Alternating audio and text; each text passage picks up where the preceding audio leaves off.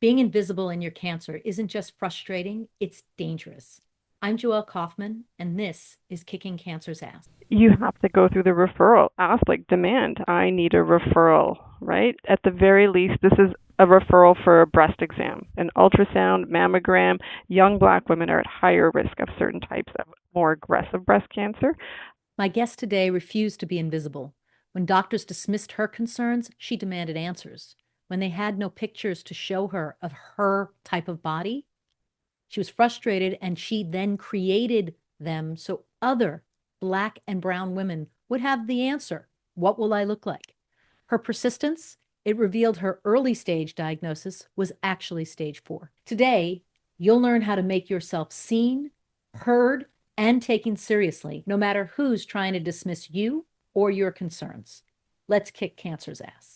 Well, it's really great to be here and have this opportunity to talk to you a little bit more about my story.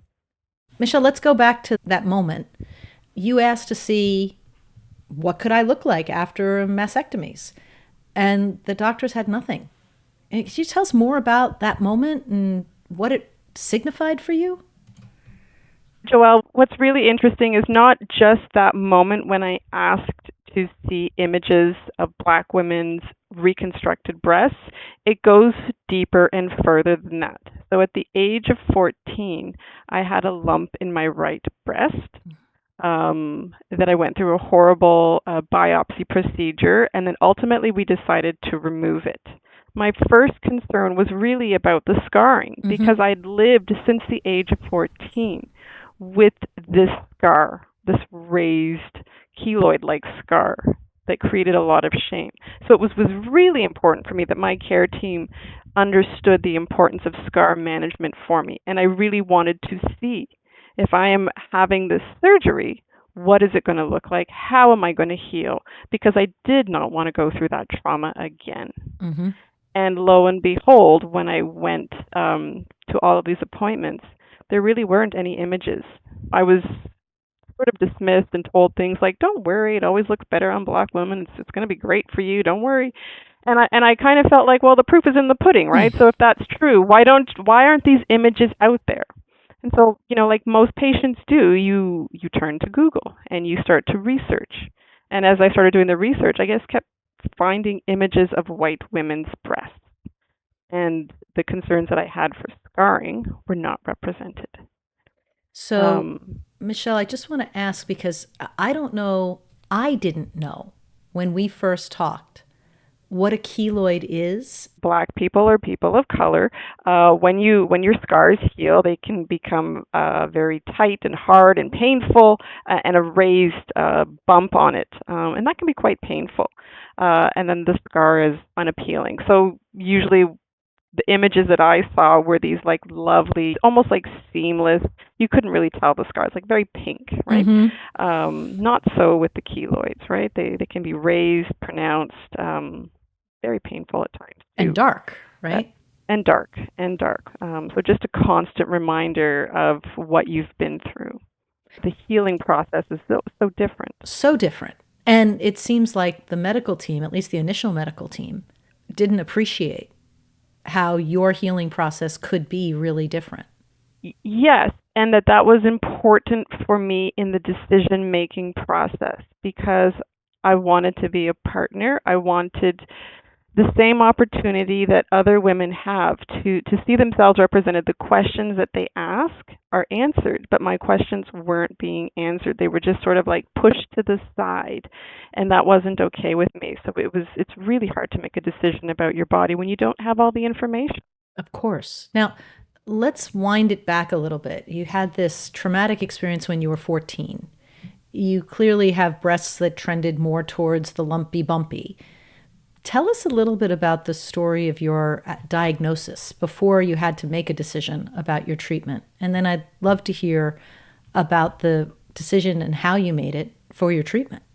There's a lot of gaps in that whole story because growing up and just being told you have lumpy breasts, that's all I was told. I was never told that I had any other risk factors because that lump that was removed was benign and there was nothing to worry about. And then the old myth that if you breastfeed your kids, you're somehow immune, right? So all of that education and advocacy that young women need to know about their breast health, I was not given that, right? So it was really quite a shock when I discovered the lump. I was still nursing my second child at the time, to find out that it was breast cancer. Like I was just completely shocked. I just didn't see where this was coming from. Mm-hmm. Well, and you mentioned to me that you were under 40 when you were diagnosed. And we both know that's one of the biggest growth populations, unfortunately, is breast cancer in women under 40. And you faced kind of a double dismissal that many people experience. First, you're too young, so therefore it's nothing. And you're a Black woman, you should be strong and endure. So if you were speaking right now to young Black women who feel a lump but feel they're being dismissed, what's your advice to help them make sure they're heard?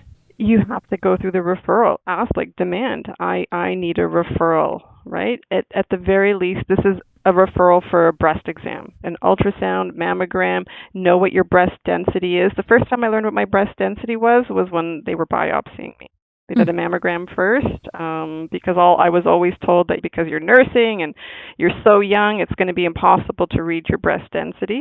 But that was the first time I heard this. So I wasn't empowered to know anything to take charge of my life. So I think advocating for yourself and saying, you know what, no, young women do get breast cancer, and young Black women are at higher risk of certain types of more aggressive breast cancer. So it's absolutely imperative that if you have any concerns that you take them and get those referrals. Yeah, I agree. And I tell people all the time the answer of it's nothing should be followed by let's confirm that with screening and a biopsy. I'm perfectly fine to say it's nothing with empirical proof that it's nothing. Absolutely. Absolutely. I love that. Nobody told you you had any genetic history. And you brought up something, my family, with I think a dozen different cancer diagnoses, and we talk.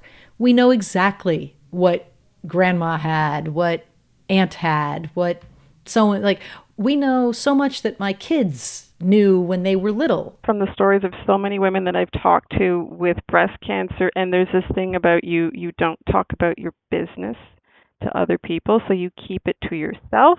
And we don't talk about what people died of. Auntie was sick, great grandma she had the illness, but nobody really says what that illness was, right? So you really don't know what your risk factors are from a family perspective. And so that makes it very hard when you go in for genetic screening, because you want to know for yourself, for your loved ones, if there is a genetic factor. And one of the first questions they ask is, do you have a family history? Well, because of this cultural taboo of talking about your business and not talking about illness, you really don't know. You really don't know. And so sometimes that is also dismissed and saying, maybe you don't qualify for genetic testing because you don't have a family history. But saying I don't know is not the same thing as no. And so we should take that I don't know to say there is probable cause, and we should look into it one way or another. What was the screening you were doing as a person who, from a small age, was identified with lumpier breasts? Were you doing any? Were they following you? No, or there was wow. no follow-up screening. There was nothing. There was absolutely nothing. Wow. Nothing. Yeah. So that's the hard part, to see where I am now with stage 4 breast cancer, that maybe if I had known, or if somebody had suggested or recommended and say, hey, it's not normal to have a benign tumor removed from your breast at the age of 14. Maybe you should be in some kind of screening program. Maybe you should be checking. I mean, I was used to the feel of my breast, and I could feel these lumps. But again, what I was receiving from the medical system was, don't worry, you're young, you're too young. Oh, you're breastfeeding. Oh, you still have your menstrual cycle. Your breasts fluctuate. The lumps and bumps come and go. There were so many reasons to dismiss it, but nobody was ever checking to actually see, could this be cancer? That sucks. That's all. That sucks. I have no. So you found your own cancer by your own self-awareness with your hands. Absolutely. Absolutely. We had Dr. Harriet Borofsky, who's a breast cancer radiologist, on, And she talked about like this, it's a point in time. And I don't know if you remember, but I had bilateral MRI in June of 2022, 100% clear. By January of 2023, I had a 9 millimeter tumor. Now, part of that is Crazy. because triple negative grows quickly, as That's you right. know. And the response of my doctors was, wow. And I said, why? They told me, I said, okay, wrong word. I get that it's cool clinically, but not cool for me sitting here. Not at all. Not at all. But the difference between yours and my story is the amount of continuous screening that I had and Hmm. that you were denied. I mean, there's other differences, but that is a huge difference. And I think women have to advocate. Mammograms are cheap, ultrasounds are cheap, Yeah. right? Like, And the information that you get in that mammogram, your breast density, that is so important. So if you've got a very dense breast, then that mammogram is not likely to catch it, right? So if you're still feeling something, then yes, ask for a supplementary, whether it's an MRI or ultrasound to take a look at things. But knowing your breast density and just at least having that baseline is really, really important. and the other thing that's important is knowing your breasts. You knew what your breasts felt like. And even with lumps, you knew one was different. Get to know your own breast. We'll get back to the show in just a second.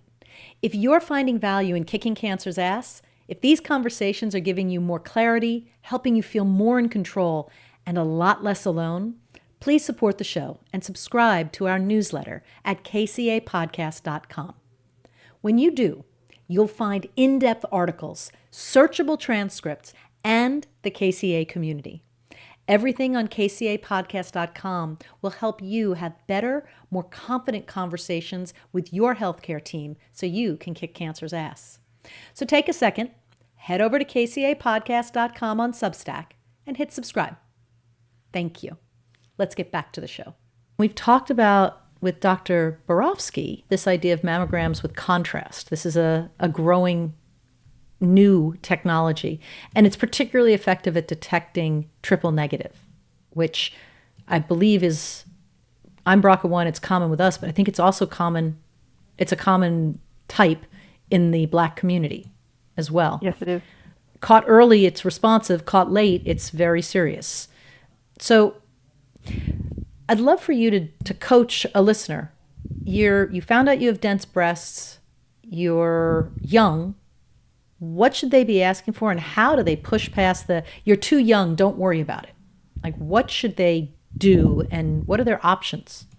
Healthcare varies where I am in Canada, but for me, as my first question would be, what's the medical evidence saying? First of all, so if I'm a young woman with dense breasts and I have a lump, I would want to ask whoever my healthcare team is, if you're denying me supplemental screening, I'd like to know what you're basing that on, right? Because the research is now saying that that mammogram is probably not enough. Mm-hmm. So the next question would be, when's my next screening? Like how quickly are we going to check this? Because you can't wait for the system to call you back. You sometimes have to be part of that. Um, you've got to advocate for yourself in that regard to say, yes, we had this screening this month. When's the next most logical cycle to Mm-hmm. screen? And if I have any other concerns, what can we do about that? Okay. I've really liked that point about you ask them what the right schedule is and then put it on your calendar. And you make sure, and in different parts of the world, there's sometimes lead times. You have to call 2 months in advance, a month in advance. So find out the lead time, put it on your calendar as an alert, and be a noisy cricket. So Yep. when COVID hit, people keep waiting for where's the person who's going to call me and kind of take my hand and show me the way through this. And they don't exist. Got to I be mean, you've got to be your own best friend, your own advocate. you have to. Okay. So tell us the story of how Uncovered happened and what Uncovered is, and even where people can find Uncovered. Wonderful. Yeah. So Uncovered started as a way for me to process my experience as a Black woman navigating breast reconstruction.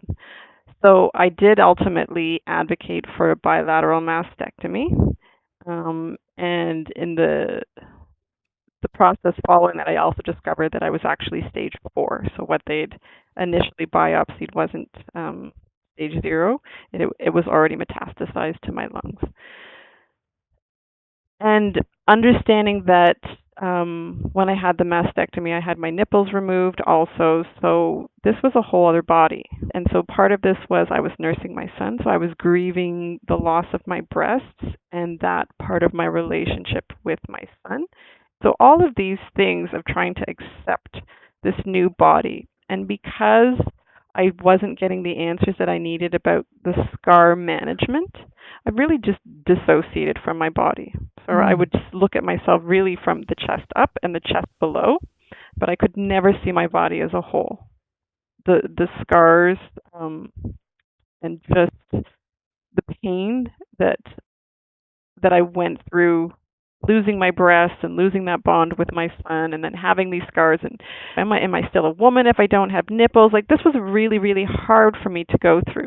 And so I turned to journaling because there really was no other way for me to make sense of this. And I got to a point where I was journaling and I thought, you know what if my sister, my cousin, my best friend, a loved one was diagnosed with breast cancer? What would I want differently for them? What would I want? So I sort of took from that pain and anger and I started just sort of writing down ideas of what would I want. And I would want women to see their bodies as whole, to have their stories told as authentically and as meaningful as they wanted to, and to see their scars represented. And that's when I came up with the breast recognition project, right?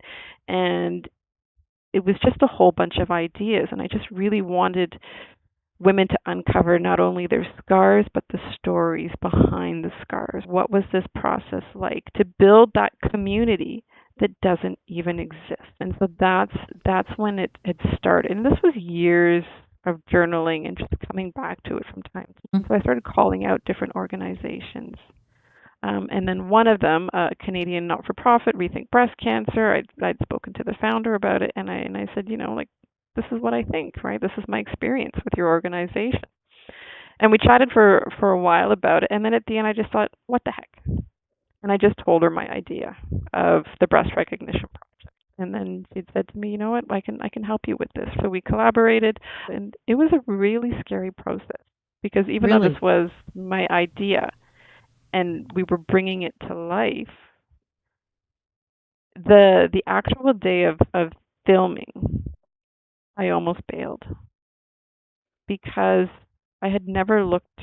I was literally uncovering myself, and I had never really looked at my whole body. And I just thought, like, I can't do this.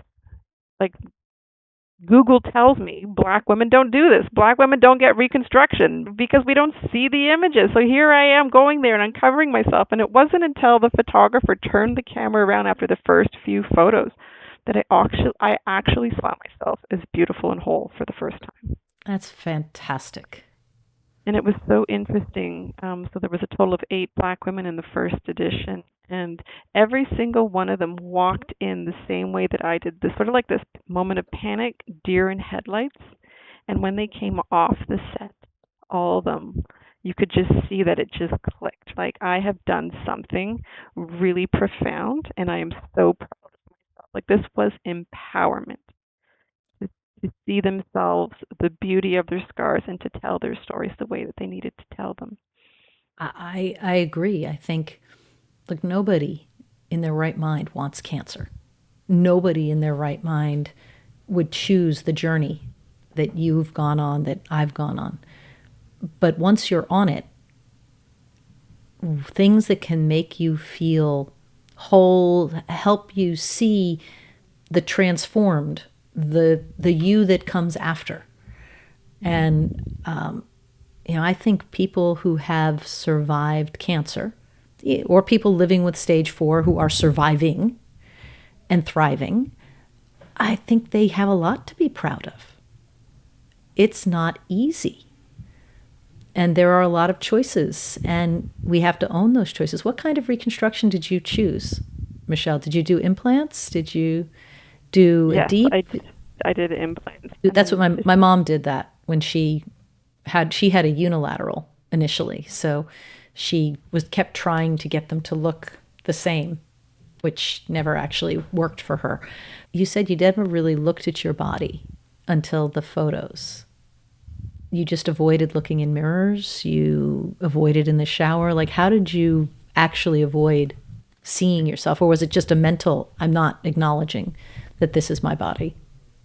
yeah, there was that and just avoiding. So if I was getting changed, then I would turn my back to the mirror, right? It Okay. wasn't until I was dressed fully that I would look at myself. If I was And coming out of the shower, I just had to cover up immediately. I just could not look at these reconstructed breasts. well, what a gift you gave the other women in the Uncovered project that you accidentally gave yourself as well. I mean, a good photographer who does all the lighting and setup properly, helping you see the beauty. I've done, Absolutely. um, It was a really important part of the creative process to create a safe space, because knowing myself and that Black women are underrepresented in breast cancer care was to have a creative team that reflected us. So it was really important for me to have a Black creative team. So the photographer was Black, we had a Black makeup artist, and a Black hairstylist, because these also are ways that Black women are not included or not even considered in breast cancer care. So when we lose our hair and you go to wig shops to look for options, quite often they are not culturally appropriate. mm, Everybody's assuming that because you're Black, you're just going to go to the Black salons. But those people aren't trained in that sensitivity that you've lost your hair to cancer. When you go into those cancer organizations and those wig shops in your cancer care center, the staff there are trained to deal with you because they understand that you're coming in there because of cancer. Your hair loss is not a choice. mm-hmm. And the same thing with makeup. When they put on these makeup things, these seminars, right? Quite often, the skin tones of Black and even very Black women, dark skinned, they aren't represented. And Mm. so you can go into these experiences hoping for something that's going to make you feel better, but you walk away feeling a whole lot worse because you're left with something that there's a whole section of the population that they get to walk out and feel great and see themselves in a whole new light, and you've got nothing. So it was Are, really important for me in doing Uncovered to really make sure that we were represented and that the people who were taking care of us behind the scenes also knew, what our body needed. that is profoundly wonderful and profoundly disturbing. Unfortunately, I think it's double what it is, like the percent of women with breast cancer who are Black is double what the percent of Black women is in the population. Like, this is a Yeah. significant set of people. So has anything changed? Absolutely. After George Floyd, I don't hesitate if I see something, and I don't see it as a negative. I think people only know what they know. So if you go into, for example, a wig shop, if I were to go into a wig shop and I had a negative experience, are you going to go that extra step to call them and say, "Hey, I had this negative experience"? You're not. You're just going to walk away, and that sort of goes through the community. But you've already suffered a loss, right? You had a really negative experience. So it takes a lot.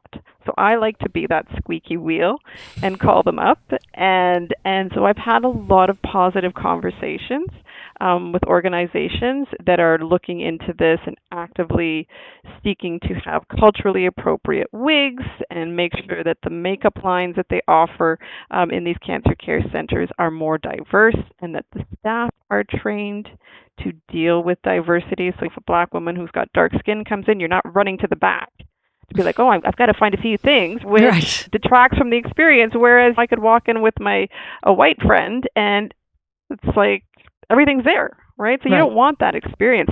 So there is an awareness now that we need to have the same kind of experience, if not even more attention and Yeah. intentionality when women of color and Black women are coming in.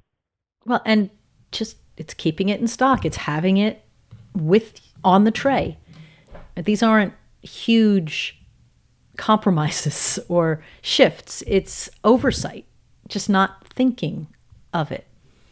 Yeah. But there's an area where that not thinking of it actually has real, I mean, not real, they both have real, has survivor implications, which is about clinical trials. And I thought maybe we could go there now, where Black women are significantly underrepresented in clinical trials. And what was your experience with how your side effects differed from what people expected when now in the community, the Black community, where you have been such a voice? People, I'm sure, have told you stories, but what are the implications and how do we help change the perception of clinical trials so that Black women are willing to be in them? Because unfortunately, the history of experimentation on Black people is not a good one. It's a horrible one. No, it is horrible, and I would never say that anyone should deny that. I mean, we have to Agreed. speak truth. We need to speak the truth. So these things did happen, but what are we doing now to make it better? I firmly believe that clinical trials are part of cancer care. And so it's sort of breaking down that myth that you're a guinea pig, that you're somebody that's going to be experimented on, that there's like this 50-50 chance that you're either going to get the treatment or not, so why bother? Clinical trials have come a long way from those early experimental days. I think for the most part, most really well-designed trials, really, at least you're getting the standard of care versus whatever the experimental treatment is. There's lots of different ways to get involved in clinical trials that aren't always taking a treatment. So there's a huge diversity of clinical trials. So I would always say, like, always ask. Always ask, like, are there any trials going on that you think I would be qualified for? There, you could be on a trial where it could lead to a dose de-escalation, because these drugs that we take, even though they're life-saving, they have a lot of side effects down the road. So if we could reduce the dose and have the same effect, and then you don't have other health issues down the road, these are really great patient-centric trials that are being designed now. So I really feel strongly that clinical trials are a part of cancer care. I do too. And I think understanding that at a minimum you'll get the standard of care, what is considered the best treatment, and then, or it's not treatment related. I think that's really insightful, that there are trials for all kinds of things, like the Wisdom study. It's a clinical trial, it's a study, but there's no treatment. It's a detection oriented one. So how do we find these biomarkers to find signs of recurrence or disease early? And I think the magic will be, can we then figure out what that's going to be responsive to from a treatment so we can continue to do more precision therapy? There are so many women like you, like Cindy, who was on the podcast, who, I mean, how many years? Coming up on a decade? This is 8 years. 8 years of living with metastatic breast cancer. It hasn't been an easy run. I'm on my fourth line of treatment. I've sort of lost track of all the surgeries that I've had between the metastatic breast cancer and the thyroid cancer, but it's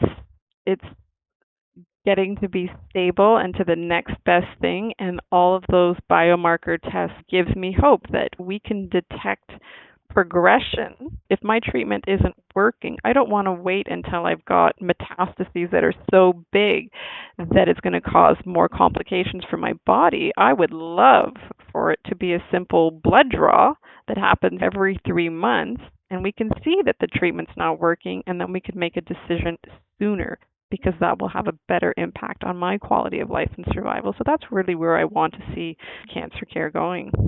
Absolutely. Let's find things early. Let's find them before they're problematic or any more problematic. And then what treatment? Minimally invasive, minimum side effects. What can we do? So 8 years you were nursing your child. So I know you have a couple of kids. Their whole life they've been aware. I know you're not shy about talking about it with your children. I'd love for you to talk. People are sometimes scared of burdening their children with this knowledge. I'd love for you to share a little bit about how this experience has shaped your relationship with your kids, the conversations you have with your kids about health, about advocacy, about love and relationships, about standing up for Mm, themselves in medical settings. yeah. Oh wow, that's a lot, and I have a lot of insights. So my kids were 10 and just turned 2 when I was diagnosed. So you can only imagine that there's two different conversations going on. Yeah.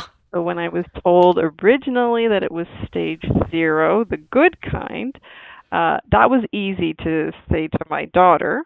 Say, Mommy's got breast cancer. It's the good kind. All they're going to do is have surgery, take it out, and maybe some hormonal treatment, which is probably a little bit too much for her to know. But it was really appropriate at the time. So to be able to tell my daughter specifically, my cancer is earlier, right? I'm not going to die. That was huge for Mm-hmm. me. Mm-hmm. I didn't really have to say too much to my son because nothing had changed. All we were going to do was a lumpectomy.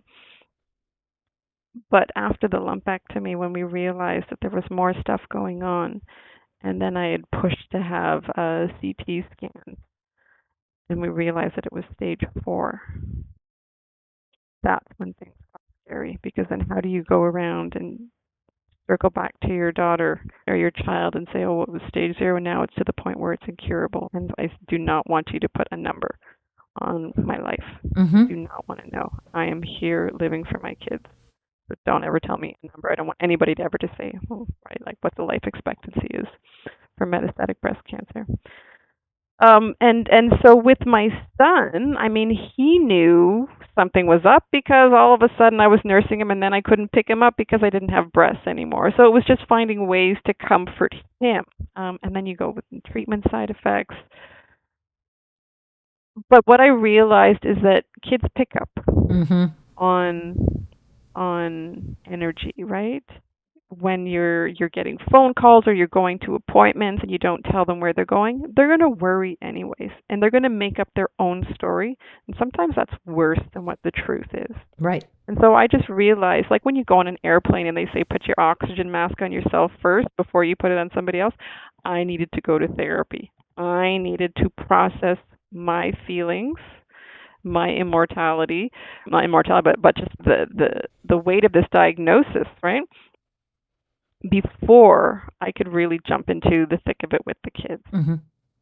And so that's been my saving grace. And for my son, as he got older and had more words, he would ask more questions. And that was fine. It's like jumping in puddles. When it rains, the kids see the puddles, they jump, jump, jump, and then they go on to the next thing. Mm-hmm. And that's what it's been like for him. He gets curious. He'll all of a sudden he might see me in the shower and he'll say, "Oh, how come those things on your body look different than mine?" And then I would explain to him again. And then he just goes on about his business. Mm-hmm.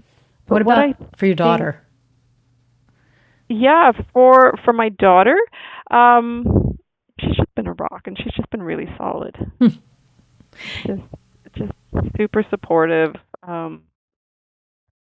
Yeah, she's been a rock. Does she advocate? I mean, I'm sure you've got her advocating for her own screening and her own awareness. Yeah, absolutely. Like advocacy, not only for the Black community or people of color, but also for other underserved communities, right? Like the LGBTQ community. Like that's important for me too. I don't want to leave anyone behind. So making Mm-hmm. sure that the queer community, that their needs are represented in cancer care, like I advocate for that also. And so like we talk a lot about this, these social justice issues, and making sure that cancer care is equitable for all. Absolutely. Cancer doesn't discriminate. Cancer care shouldn't discriminate. So, It's just the people who do. And so we just need to educate them more about the ways that I don't think anybody, for most people, my experience, they don't do anything intentionally, but they're just not aware. And so once you make them aware, right, they can do something. You can give them that opportunity. So I go into it with understanding that people are doing the best that they can, but I have an opportunity to give them more insights and that they can do better once they know Well, that's more. part of why I wanted to have you on Kicking Cancer's Ass, because I want us to reach as many people as possible. A friend of mine who is a black woman was diagnosed, and she is a very dark black woman. Because of this conversation with you, I said, "Do you get keloids when you scar?" And she said, "I do. They're awful." I said, "You need to talk to the various surgeons and reconstructive surgeons to ensure they know how to deal with that and help minimize that for you." And she said, "Oh my God, you're right. I didn't even think of it, but of course." Now, I never would have said that. Not because I don't have empathy, but I would have had no idea if I hadn't Yeah, talked to it's not your you. living right. It's not your living experience, but just being aware of that allowed you to see that side and that blind side from your friend's perspective, and for you to shine a light on that disparity that actually exists. Well, and hopefully save her some pain and some discomfort with her body. All right, I want to do a quick lightning round. This is just Great. quick answers. You don't have to think a whole lot. All right, what's one thing you wish every oncologist would ask their black female patients that they're not asking now? Who's your support and who's looking after you? Awesome. If you could put one resource in the hands of every newly diagnosed black woman, what would it be? Anything that shows their scars and their stories, representation. Right, and we will put the link to the online version of Uncovered, so at least the people who find this will also find that. All right, Wonderful. what's the biggest myth about clinical trials that you personally want to bust right now? That clinical trials are only for end of life care, Oh, brilliant. the last resort. Brilliant. Okay, so for a young black woman who's being dismissed by her medical team, give me your best one sentence power phrase to set them back on their heels and get her what she needs. Hey, where's the science behind that? Where's the research that justifies your standpoint? Beautiful. All right, fill in the blank. The future of cancer care for women of color or for black women will be better. Let me re ask that. Fill in the blank. The future of cancer care for black women will be better when?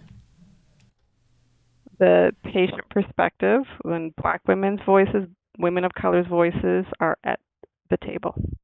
All right, last one. What's your advice for someone on how to kick cancer's ass? Ooh, that's a good one. You know what? I think you just have to be yourself.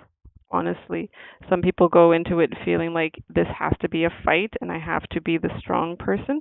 Sometimes it's okay to be the soft person and allow people to take care of you. It takes a lot of energy to be fighting.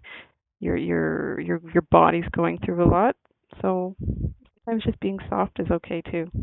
I often remind people in my professional world that, and we'll use a fighter, there is nobody who gets in a boxing ring or a mixed martial arts or whatever fight they want to have, wrestling, that there isn't a trainer, a nutritionist, and a coach. And a couple of them are literally sitting in the corner there to help you. So the concept that we have to do this alone is a terrible falsehood. Yeah. And we actually can't do it alone. We need each other. We need our support group. Michelle, you've been amazing. Every time I talk to you, my mind is expanded, and I want to help. How can people access Uncovered now? Yep. So you can find it free online. It's at rethinkbreastcancer.com and then /uncovered. Great. And I bring a little evidence, but I discovered the Japanese art of kintsugi. Are you familiar with it? A little bit.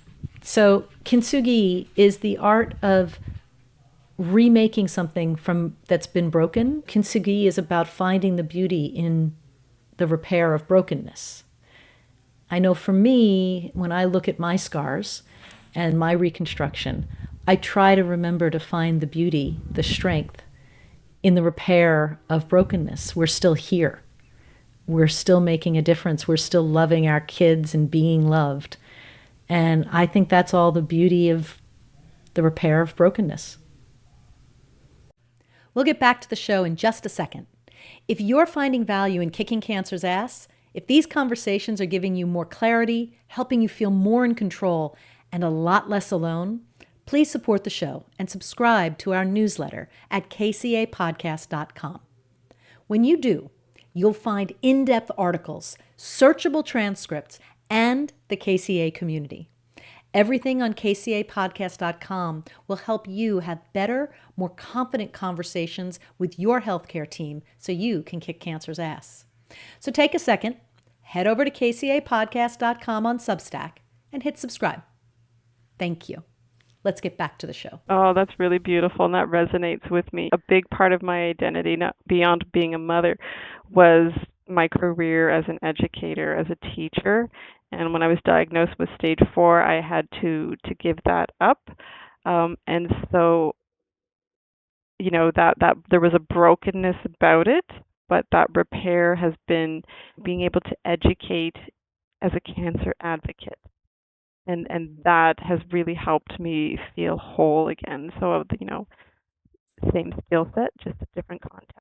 You are still most definitely a teacher, and I am so honored to have been a student, B. Oh, what a compliment. Thank you so much, Joelle. Oh, Michelle, you are fantastic.